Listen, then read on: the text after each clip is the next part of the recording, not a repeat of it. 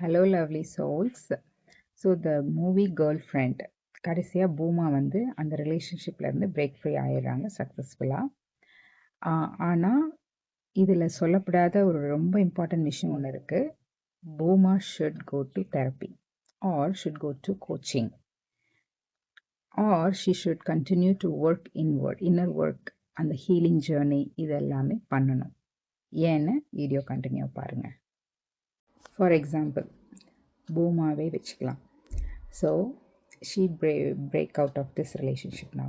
So if she is not doing her healing work, inner work, awakening, how to break the pattern, இதெல்லாம் பண்ணலை அப்படின்னு வச்சுக்கோங்களேன், then she is going enter into the different relationship.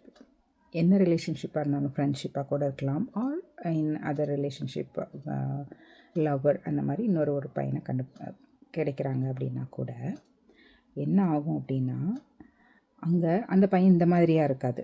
Maybe she is wise not to choose like this. ஆனால் என்ன இருக்குன்னா, நிறையா இவள் அறியாமையே பணத்தை செலவு பண்ணிகிட்ருப்பான்.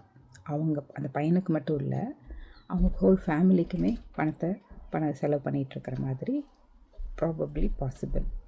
இந்த empathic sweet girl, good girl, hard to say no, அவங்க எல்லாமே என்ன கேட்டாலும் அது பண்ணிகிட்டே இருப்பாங்க. நோ சொல்ல தெரியாது. இப்போ அந்த பாய் ஃப்ரெண்ட் வந்து ஏதாவது ஒரு ஃபினான்ஷியல் சப்போர்ட் க்ரியேட் பண்ணிகிட்டே இருக்கிற மாதிரி இருக்கும். இவங்க தான் போய் ரெஸ்கியூ பண்ணுற மாதிரி பண்ணிகிட்டே இருப்பாங்க. And then at one point then they realise and then break free. Then again it starts with something else. Different person, different scenario, but அவங்களுடையது ஒன்றா.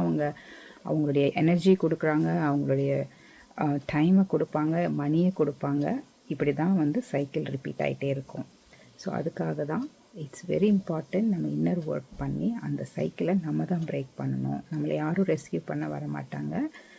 we are responsible for our life to break free consciously.